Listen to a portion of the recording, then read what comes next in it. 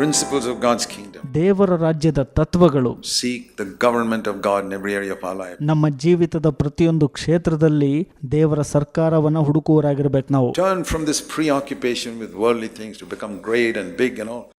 Earn your living. ನೀವು ಇಹಲೋಕದ ಸಂಗತಿಗಳಲ್ಲಿ ಏನು ಮುಂಚೆ ಆತ್ಕೊಂಡಿದ್ರಲ್ಲ, ದೊಡ್ಡವರಾಗಬೇಕು, ನಾನು ಶ್ರೇಷ್ಠನಾಗಬೇಕು ಲೋಕದಲ್ಲಿ ಅಂತ, ಅದರಿಂದ ತಿರುಗಿಕೊಳ್ಳಿರಿ, ನಿಮ್ಮ ಜೀವನಕ್ಕಾಗಿ ಸಂಪಾದನೆ ಮಾಡ್ರಿ. But be a witness for Christ.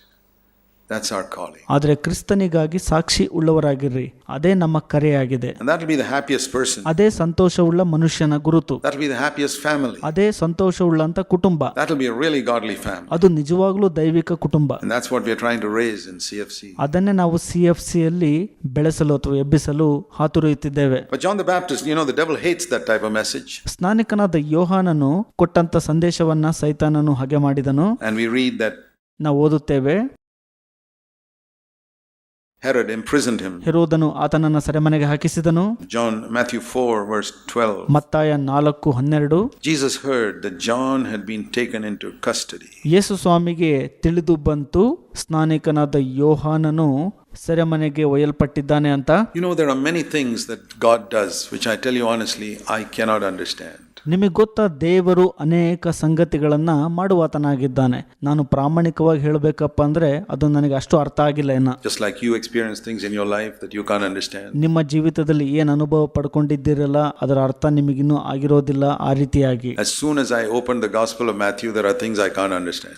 ನಾನು ಮತ್ತಾಯನು ಬರೆದ ಸುವಾರ್ತೆಯಲ್ಲಿನ ಕೆಲವೊಂದನ್ನ ತೆಗೆದು ನೋಡುವಾಗ ಅಷ್ಟು ಬೇಗ ನನಗೆ ಅರ್ಥ ಆಗೋದಿಲ್ಲ. And then I say, Lord, that's because I'm human. ಆಗ ನಾನು ಹೇಳುತ್ತೇನೆ, ಕರ್ತನೆ, ನಾನು ಒಬ್ಬ ಮಾನವನು. My way of thinking is so human. ನಾನು ಯೋಚಿಸುವಂತ ರೀತಿ ಮಾನವನಿಂದ ಕೂಡಿದೆ. God who sees the overall picture, ದೇವರು ಪ್ರತಿಯೊಂದು ಚಿತ್ರಣವನ್ನ ನೋಡುವಾತನಾಗಿದ್ದಾನೆ. sees the end from the beginning, sees 6,000 years of man's history. ಆತನು ಕಡೆಯಿಂದ ಪ್ರಾರಂಭದವರೆಗೂ ನೋಡುವಾತನಾಗಿದ್ದಾನೆ.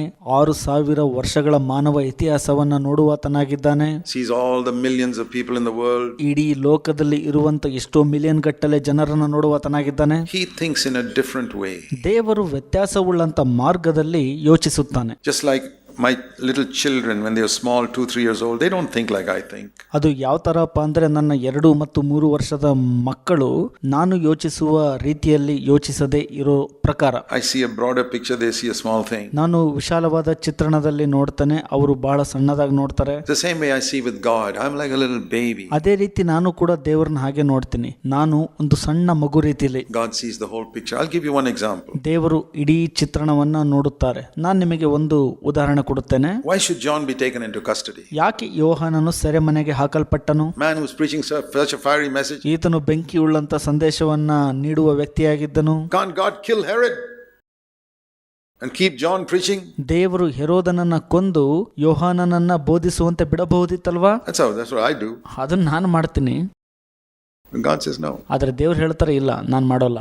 I'll let Herod live and let Herod kill John. ಹೆರೋದನು ಜೀವಿಸುವಂತೆ ಮತ್ತು ಹೆರೋದನು ಯೋಹಾನನನ್ನು ಕೊಲ್ಲುವಂತೆ ನಾನು ಮಾಡುತ್ತೇನೆ. That's crazy to me. ಅದು ನನಗೆ ಒಂದು ರೀತಿ ವಿಚಿತ್ರ ಅನ್ಸುತ್ತೆ. Doesn't it sound crazy to you? ಅದು ನಿಮಗೂ ಕೂಡ ವಿಚಿತ್ರ ಅನ್ಸಲ್ವಾ? But it's not crazy. ಆದ್ರೆ ಅದು ವಿಚಿತ್ರ ಅಲ್ಲ. It's because I don't have the wisdom of God. ಆದ್ರೆ ನನಗೆ ದೇವರ ಜ್ಞಾನ ಇಲ್ಲ ಅಷ್ಟೇ. You see how there are certain things we cannot explain. ಕೆಲವು ನಿಶ್ಚಿತ ಸಂಗತಿಗಳನ್ನ ನಾವು ವಿವರಿಸಲು ಆಗೋದಿಲ್ಲ ಅಲ್ವಾ? I'll give you another example. ನಾನು ನಿಮಗೆ ಮತ್ತೊಂದು ಉದಾಹರಣೆ ಕೊಡ್ತೇನೆ. In Matthew chapter 2, ಮತ್ತಾಯ 2ನೇ ಅಧ್ಯಾಯ, it says the wise men went to Herod told the wise men. ಜ್ಞಾನಿಯು ಹೋಗುತ್ತಾನೆ, ಹೆರೋದನು ಜ್ಞಾನಿಗೆ ಈ ರೀತಿ ಹೇಳಿರ್ತಾನೆ, when you go to Bethlehem and you find Jesus, come and tell me, I also want to worship him. ನೀನು ಬೆತ್ಲೆಹೇಮಿಗೆ ಹೋಗಿ ಯೇಸುವನ್ನು ಕಂಡುಕೊಂಡಾಗ ನನಗೂ ಬಂದು ಹೇಳು, ನಾನು ಆರಾಧಿಸ್ತೀನಿ ಅಂತ ಹೇಳ್ತಾನೆ ಹೆರೋದ. He wanted to kill him. ಆದರೆ ಹೆರೋದನು ಆ ಮಗುವನ್ನ ಕೊಲ್ಲಬೇಕೆಂದು ಯೋಚಿಸಿರುತ್ತಾನೆ. The wise men were warned by an angel, don't go back to Herod, and they disappeared. And ಜ್ಞಾನಿಯು ದೂತನಿಂದ ಎಚ್ಚರಿಸಲ್ಪಡುತ್ತಾನೆ, ಹೆರೋದನ ಬಳಿಗೆ ಹಿಂತಿರುಗದಂತೆ. ನಂತರ ಆತನು ಸ್ವದೇಶಕ್ಕೆ ಹೊರಟೋಗ್ತಾನೆ. Herod was waiting for nearly a number of months anyway. ಹೆರೋದನು ಬಹಳ ಕಾದು ಹಲವಾರು ತಿಂಗಳುಗಳ ಕಾಲ ಕಾಯುತ್ತಿರುತ್ತಾನಾತ. And when he discovered that they duped him. ಅವರು ಆತನಿಗೆ ಕೈಕೊಟ್ಟರು ಎಂಬುದನ್ನ ಹೆರೋದನು ಗ್ರಹಿಸಿಕೊಂಡಾಗ, And there's some child born who is going to be a king, is going to replace me as king of the Jews. ಒಂದು ಮಗು ಬೆಳೆದು ರಾಜನಾಗುತ್ತಾನೆ, ಯಹೂದ್ಯರ ರಾಜನಾದ ನನ್ನ ಸ್ಥಾನವನ್ನು ಆತ ಅಲಂಕರಿಸುತ್ತಾನೆ You know what he did? ಅಂತ ತಿಳಿದಾಗ ಏನ್ ಮಾಡ್ದ ಗೊತ್ತಾ? It says in Matthew chapter 2 that he sent, you know the story. ನಿಮಗೆ ಗೊತ್ತಿದೆ ಅದು. ಮತ್ತಾಯ 2ನೇ ಅಧ್ಯಾಯದಲ್ಲಿ ಆತನು ಕಳುಹಿಸಿಕೊಡ್ತಾನೆ. He sent soldiers to kill all the children in Bethlehem that were below 2 years old. 2 ವರ್ಷಕ್ಕಿಂತ ಕಡಿಮೆ ಇರುವ ಬೆತ್ಲೆಹೇಮಿನಲ್ಲಿರುವ ಮಕ್ಕಳನ್ನ ಕೊಲ್ಲುವಂತೆ ಹೆರೋದನು ಸೈನಿಕರನ್ನ ಕಳುಹಿಸಿಕೊಡ್ತಾನೆ. Imagine a little town where every child below the age of 2 was killed. ಕಲ್ಪಿಸಿಕೊಳ್ಳ್ರಿ, ಆ ಒಂದು ಸಣ್ಣ ಪಟ್ಟಣದಲ್ಲಿ ಪ್ರತಿ 2 ವರ್ಷಕ್ಕಿಂತ ಕಡಿಮೆ ಇರುವ ಮಕ್ಕಳು ಕೊಲ್ಲಲ್ಪಟ್ಟರು. I say, Lord, why? ನಾನು ಹೇಳಿದೆ, ಕರ್ತರೆ ಯಾಕದು ಅಂತ. What would I have done if I were there? I would have killed Herod. ನಾನು ಅಲ್ಲಿದ್ದಿದ್ರೆ ಏನ್ ಮಾಡ್ತಿದ್ದೆ? ಹಾಗಾದ್ರೆ ನಾನು ಹೆರೋದನನ್ನ ಕೊಂದು ಬಿಡ್ತಿದ್ದೇನೋ. What would you have done? Tell me. ನೀವೇನ್ ಮಾಡ್ತಿದ್ರಿ ಹೇಳ್ರಿ ಹಾಗಾದ್ರೆ. Would you have killed Herod, or would you have allowed all these babies to be killed? ನೀವು ಈ ಮಕ್ಕಳನ್ನ ಕೊಲ್ಲುವಂತೆ ಬಿಡ್ತಾ ಇದ್ರ ಅಥವಾ ಹೆರೋದನನ್ನ ಕೊಂದು ಬಿಡ್ತಿದ್ರ? I say, Lord, my ways are not your ways. I am a stupid man. ನಾನು ಹೇಳಿದೆ, ಕರ್ತರೆ ನನ್ನ ಮಾರ್ಗಗಳು ನಿನ್ನ ಮಾರ್ಗಗಳಲ್ಲ, ನಾನು ಮೂಢ ಮನುಷ್ಯನು ಅಂತ. Your ways are far superior to my ways, but I can't understand it. ನನ್ನ ಮಾರ್ಗಗಳಿಗಿಂತ ನಿನ್ನ ಮಾರ್ಗಗಳು ಬಹಳ ಉನ್ನತವಾಗಿದೆ, ಅದನ್ನು ನಾನು ಅರ್ಥ ಮಾಡಿಕೊಳ್ಳಲು ಆಗೋದಿಲ್ಲ. I'll tell you today, even today I can't understand why God did not kill Herod. ಯಾಕೆ ಹೆರೋದನನ್ನ ದೇವರು ಕೊಲ್ಲಲಿಲ್ಲ ಎಂಬುದಾಗಿ ಇವತ್ತು ಕೂಡ ನನಗೆ ಅರ್ಥ ಆಗಿಲ್ಲ. But at all those little babies to die, and all those mothers, I don't know how many hundreds of mothers crying and weeping. ಆ ಸಣ್ಣ ಮಕ್ಕಳು ಸತ್ತಾಗ ಎಷ್ಟು ಜನ ತಾಯಂದ್ರು, 100 ಜನ ತಾಯಂದ್ರು ಅತ್ತು ಗೋಗರೆದರು ನನಗೆ ಗೊತ್ತಿಲ್ಲ. But I say, Lord, your ways are perfect. ಆದ್ರೆ ನಾನು ಹೇಳ್ತೀನಿ, ಕರ್ತರೆ ನಿನ್ನ ಮಾರ್ಗವು ಪರಿಪೂರ್ಣವಾಗಿದೆ. I just say that this is just the beginning of Matthew. ನಾನು ನಿಮಗೆ ಹೇಳಕ್ ಇಷ್ಟಪಡ್ತೀನಿ, ಇದು ಮತ್ತಾಯದ ಒಂದು ಪ್ರಾರಂಭ. 2000 years of church history. 2000 ವರ್ಷಗಳ ಸಭೆಯ ಇತಿಹಾಸದಲ್ಲಿ Why was James the apostle killed when he was 30 years old? ಯಾಕೆ ಅಪೋಸ್ತಲನಾದಂತ ಯಾಕೋಬನು 30 ವರ್ಷದವನಿರುವಾಗ ಕೊಲ್ಲಲ್ಪಟ್ಟನು? Was it because there were hundreds of apostles? No. 100 ಅಪೋಸ್ತಲರು ಇದ್ರು ಅಂತನ? ಇಲ್ಲ. There were only 11. And one of them is killed. 11 ಜನ ಇದ್ರು, ಅದರಲ್ಲಿ ಒಬ್ಬನು ಕೊಲ್ಲಲ್ಪಟ್ಟನು. I can't understand.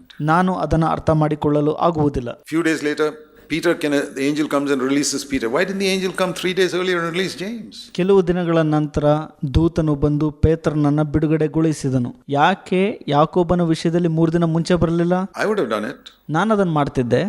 God doesn't do it. ದೇವರು ಅದನ್ನು ಮಾಡಲಿಲ್ಲ. God says, no, James' time is over. He's got to die. ಯಾಕೆಂದ್ರೆ ಯಾಕೋಬನ ಸಮಯ ಮುಗಿದಿತ್ತು, ಆತನು ಸಾಯಬೇಕಾಗಿತ್ತು. I'm just giving you these examples, my brothers and sisters, because some things can happen in your life like that. ಪ್ರಿಯ ಸಹೋದರ ಮತ್ತು ಸಹೋದರಿಯರೇ, ನಾನು ನಿಮಗೆ ಈ ಉದಾಹರಣೆಗಳನ್ನು ಕೊಡ ಬಯಸುತ್ತಿರುವುದು ಯಾಕಪ್ಪ ಅಂದ್ರೆ, ಈ ರೀತಿಯ ಘಟನೆಗಳು ನಿಮ್ಮ ಜೀವಿತದಲ್ಲಿ ಸಂಭವಿಸುವಾಗ And you may say, I wouldn't have done it like that. Agreed. ನೀವು ಹೇಳಬಹುದು, ನಾನು ಆ ರೀತಿಯಾಗಿ ಮಾಡ್ತಿರ್ಲಿಲ್ಲ ಅಂತ. ಒಪ್ಪುತ್ತೇನೆ. But if you have honestly tried to live in the will of God, trusting Him and honoring Him, ನೀವು ಪ್ರಾಮಾಣಿಕವಾಗಿ ಕರ್ತನ ಚಿತ್ತದಲ್ಲಿ ಜೀವಿಸಲು ಮತ್ತು ಆತನನ್ನು ಸನ್ಮಾನಿಸಲು ಮತ್ತು ಆತನಲ್ಲಿ ಭರವಸೆ ಇಡಲು ಪ್ರಾರಂಭಿಸಿದಲ್ಲಿ, there are many things that can happen in your life ಅನೇಕ ಸಂಗತಿಗಳು ನಿಮ್ಮ ಜೀವಿತದಲ್ಲಿ ಸಂಭವಿಸುತ್ತವೆ, which you may not be able to understand. ನೀವು ಅದನ್ನು ಅರ್ಥ ಮಾಡಿಕೊಳ್ಳಲು ಶಕ್ತರಾಗಿರುವುದಿಲ್ಲ. ಆಗ Maybe you have a sick child. ನಿಮಗೆ ಅಸ್ವಸ್ಥಗೊಂಡಂತ ಮಗು ಇರಬಹುದು. And you don't know why. Why has God given me? ನಿಮಗೆ ಗೊತ್ತಾಗಲ್ಲ ಅದು ಯಾಕೆ ದೇವರು ನನಗೆ ಈ ರೀತಿ ಕೊಟ್ಟರು ಅಂತ. I mean, so many others, even ungodly people, terrorists, have healthy children. ಅದೈವಿಕ ಜನರಾದಂತ ಉಗ್ರಗಾಮಿಗಳಿಗೆ ಒಳ್ಳೆಯ ಆರೋಗ್ಯವುಳ್ಳಂತ ಮಗು ಇದೆ. Why? ಯಾಕಿದು? A true disciple of Jesus should have a sick child. ಯೇಸುವಿನ ನಿಜವಾದ ಶಿಷ್ಯನಿಗೆ ಅಸ್ವಸ್ಥಗೊಂಡಂತ ಅನಾರೋಗ್ಯಗೊಂಡಂತ ಮಗು ಇದೆ. ಹಾಗಾದ್ರೆ I don't know. ನನಗೆ ಗೊತ್ತಿಲ್ಲ. But there are 1,000 things I don't know. ಸಾವಿರಾರು ಸಂಗತಿಗಳ ಕುರಿತಾಗಿ ನನಗೆ ತಿಳಿದಿಲ್ಲ. Because my mind is like a little cup, and the ocean of God's wisdom doesn't fit into this cup. ಯಾಕಂದ್ರೆ ನನ್ನ ತಲೆಯು ಸಣ್ಣ ಲೋಟದಂತೆ, ದೇವರ ಜ್ಞಾನವು ಸಾಗರದಂತೆ, ಅದು ಈ ಒಂದು ಸಣ್ಣ ಲೋಟಕ್ಕೆ ಕೂಡುವುದಿಲ್ಲ ಸರಿಯಾಗಿ. You know what I do? ನಿಮಗೆ ಗೊತ್ತಾ ನಾನೇನ್ ಮಾಡ್ತೀನಿ ಅಂತ? I humble myself and say, Lord, I don't know. ನನಗೆ ತಗ್ಗಿಸಿಕೊಂಡು ಹೇಳ್ತೇನೆ, ದೇವರೇ ನಿಜವಾಗ್ಲೂ ನನಗೆ ಗೊತ್ತಿಲ್ಲ ಅಂತ. Teach me your ways. ನಿಮ್ಮ ಮಾರ್ಗಗಳನ್ನು ನನಗೆ ತಿಳಿಯಪಡಿಸಿರಿ. Teach me the principles of your government. ನಿನ್ನ ಸರ್ಕಾರದ ತತ್ವಗಳನ್ನು ನನಗೆ ತಿಳಿಸಿರಿ. I want to learn it. ನಾನು ಅದನ್ನು ಕಲಿಯಬೇಕು ಸ್ವಾಮಿ. And if you're humble, God will teach you. ನೀವು ದೀನರಾಗಿದ್ದರೆ ದೇವರು ನಿಮಗೆ ಅದನ್ನು ಕಲಿಸಿಕೊಡ್ತಾರೆ. And I'll tell you, I've learned a lot more in these 55 years than I knew at the beginning. ನಾನು ಪ್ರಾರಂಭದಲ್ಲಿ ಅರಿತಿದ್ದಕ್ಕಿಂತ ಈ 55 ವರ್ಷಗಳಲ್ಲಿ ಹೆಚ್ಚಾಗಿ ಅರಿತವನಾಗಿದ್ದೇನೆ. And if I remain humble, I will learn more in the next few years. ನಾನು ದೀನನಾಗಿಯೇ ಉಳಿದುಕೊಂಡ್ರೆ ಇನ್ನು ಬರುವಂತ ವರ್ಷಗಳಲ್ಲಿ ಹೆಚ್ಚಾಗಿ ಕಲಿಯುವನಾಗಿರುತ್ತೇನೆ. I've learned a lot about God's ways. ನಾನು ದೇವರ ಮಾರ್ಗದ ಕುರಿತಾಗಿ ಅನೇಕ ಸಂಗತಿಗಳನ್ನು ತಿಳಿದವನಾಗಿದ್ದೇನೆ. But not everything still. ಆದರೆ ಇನ್ನೂ ಕೂಡ ಎಲ್ಲವನ್ನೂ ತಿಳಿದಿಲ್ಲ. I want to encourage you. Never grumble or complain. ನಾನು ನಿಮಗೆ ಪ್ರೋತ್ಸಾಹ ಪಡಿಸುತ್ತೇನೆ, ಎಂದಿಗೂ ಗುಣಗುಟ್ಟಬೇಡಿರಿ ಮತ್ತು ದೂರಬೇಡಿರಿ. Because you grumble and complain because you think your wisdom is superior to God's. It's not. ನೀವು ಗುಣಗುಟ್ಟಿ ದೂರುತ್ತೀರಿ, ಯಾಕಪ್ಪ ಅಂದರೆ ನಿಮ್ಮ ಜ್ಞಾನವು ದೇವರ ಜ್ಞಾನಕ್ಕಿಂತ ಬಹಳ ಉನ್ನತವಾಗಿದೆ ಅಂತ. ಇಲ್ಲ, ಆ ರೀತಿಯಾಗಿಲ್ಲ. If you prayed for a child and God took away that child in death, ನೀವು ಮಗುವಿಗಾಗಿ ಪ್ರಾರ್ಥಿಸ್ತೀರಿ, ಆದರೆ ಮಗು ಸತ್ತು ಹೋಗುತ್ತೆ, ದೇವರು ಆ ಮಗುವನ್ನು ಕರೆದುಕೊಂಡು ಹೋಗ್ತಾರೆ ಅನ್ಕೊಳ್ಳೋಣ. I don't know why he did it. ನನಗೆ ಗೊತ್ತಿಲ್ಲ ಅದನ್ನ ಯಾಕೆ ದೇವರು ಮಾಡಿದ್ರು ಅಂತ. I can comfort you, but I can't give you an explanation. ನಾನು ನಿಮಗೆ ಸಂತೈಸಬಹುದು, ಆದರೆ ಅದರ ವಿವರಣೆಯನ್ನ ಕೊಡಲು ಶಕ್ತನಾಗಿಲ್ಲ ನಾನು. But I can say this. God's ways are not our ways. ಆದರೆ ನಾನಿದನ್ನ ಹೇಳಬಹುದು, ದೇವರ ಮಾರ್ಗಗಳು ನಮ್ಮ ಮಾರ್ಗಗಳಲ್ಲ ಎಂಬುದಾಗಿ. But his ways are far better. As much better as heaven is above earth, as much higher as heaven is above earth. ಆತನ ಮಾರ್ಗಗಳು ಬಹಳ ಉತ್ತಮವಾಗಿದೆ. ಅದು ಯಾವ ಥರಪ್ಪ ಅಂದರೆ, ಭೂಮಿಗಿಂತ ಆಕಾಶವು ಎಷ್ಟು ಉನ್ನತವಾಗಿದೆಯಲ್ಲ ಅಷ್ಟು ಉನ್ನತವಾದ ಮಾರ್ಗ. That is our confession of faith. ಅದು ನಮ್ಮ ನಂಬಿಕೆಯ ಅರಿಕೆಯಾಗಿದೆ. Think of Christians who were tortured in prisons for so many years. ಕ್ರೈಸ್ತರು ಹಿಂಸಿಸಲ್ಪಟ್ಟು ಸೆರೆಮನೆಗೆ ಹಾಕಲ್ಪಟ್ಟರು ಅನೇಕ ವರ್ಷಗಳ ಕಾಲ. Why didn't God release them? ಯಾಕೆ ದೇವರು ಅವರನ್ನು ಬಿಡುಗಡೆಗೊಳಿಸಲಿಲ್ಲ? Even in this last 100 years. ಈ ಕಳೆದ 100 ವರ್ಷಗಳಲ್ಲಿಯೂ ಸಹ. Even right now in places like China. ಈಗಲೂ ಕೂಡ ಚೀನಾ ಅನ್ನುವಂಥ ಸ್ಥಳಗಳಲ್ಲಿ, And probably a day coming in India. ಭಾರತದಲ್ಲಿಯೂ ಕೂಡ ಮುಂದೆ ಬರಬಹುದದು. Why should that man who sacrificed his job and gone to North India to preach the gospel, why should he be killed by anti-Christian people? ಯಾಕೆ ಆ ಮನುಷ್ಯನು ತನ್ನ ಉದ್ಯೋಗವನ್ನ ಬಿಟ್ಟು ಉತ್ತರ ಭಾರತಕ್ಕೆ ಹೋಗಿ ದೇವರ ಸುವಾರ್ತೆಯನ್ನ ಸಾರಿದನು, ಕ್ರಿಸ್ತ ವಿರೋಧಿಗಳಿಂದ ಕೊಲ್ಲಲ್ಪಟ್ಟನು? Now, in the last 1 year. ಇದು ಕಳೆದ 1 ವರ್ಷದಲ್ಲಿ. Why should his house be burned? ಯಾಕೆ ಆತನ ಮನೆಯು ಸುಟ್ಟು ಹಾಕಲ್ಪಡ್ತು? Why should his children be made fatherless? ಯಾಕೆ ಆತನ ಮಕ್ಕಳು ತಂದೆ ಇಲ್ಲದವರಾದ್ರು? When he went there, sacrificing a good job he had to preach the gospel out there. ಆತನು ಅಲ್ಲಿ ಹೋದಾಗ ತನ್ನ ಸ್ವಂತ ಒಳ್ಳೆಯ ಉದ್ಯೋಗವನ್ನು ತ್ಯಾಗ ಮಾಡಿ ಸುವಾರ್ತೆಯನ್ನು ಸಾರಿದನು. Why does God allow that? ಯಾಕೆ ದೇವರು ಅದನ್ನು ಅನುಮತಿಸಿದ್ರು ಹಾಗಾದ್ರೆ? I say, Lord, I don't know. ನಾನು ಹೇಳಿದೆ, ಕರ್ತರೆ, ನನಗೆ ಗೊತ್ತಿಲ್ಲ ಅದು. But I still say your ways are best. ಆದ್ರೆ ಈಗಲೂ ಹೇಳ್ತೇನೆ, ನಿನ್ನ ಮಾರ್ಗಗಳು ಬಹಳ ಉತ್ತಮವಾದ ಮಾರ್ಗ ಅಂತ. That I will never change. ಅದನ್ನ ನಾನು ಎಂದಿಗೂ ಬದಲಾಯಿಸೋದಿಲ್ಲ. I will have no complaint. ನಾನು ದೂರನ್ನ ಹೊಂದಿಲ್ಲ.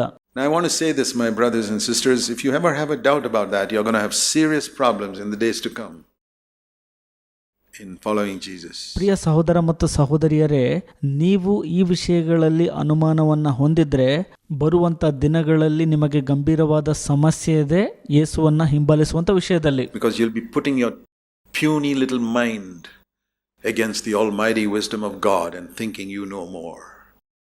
That is the height of stupidity. ನೀವು ನಿಮ್ಮ ಒಂದು ಸಣ್ಣ ಮೆದುಳನ್ನ ಸರ್ವಶಕ್ತನಾದ ದೇವರ ಜ್ಞಾನದ ವಿರುದ್ಧವಾಗಿ ಇಟ್ಟು ದೇವರಿಗಿಂತ ನನಗೆ ಚೆನ್ನಾಗಿ ಗೊತ್ತಿದೆ ಅಂತ ಹೇಳುವಾಗ ಬಹಳ ಉತ್ತುಂಗದ ಮೂರ್ಖತನವಾಗಿದೆ ಇದು. That's what I'm trying to say. The government of God, the primary requirement is humility. ಅದನ್ನೇ ನಾನು ಹೇಳಲು ಪ್ರಯತ್ನಿಸುತ್ತಿದ್ದೇನೆ.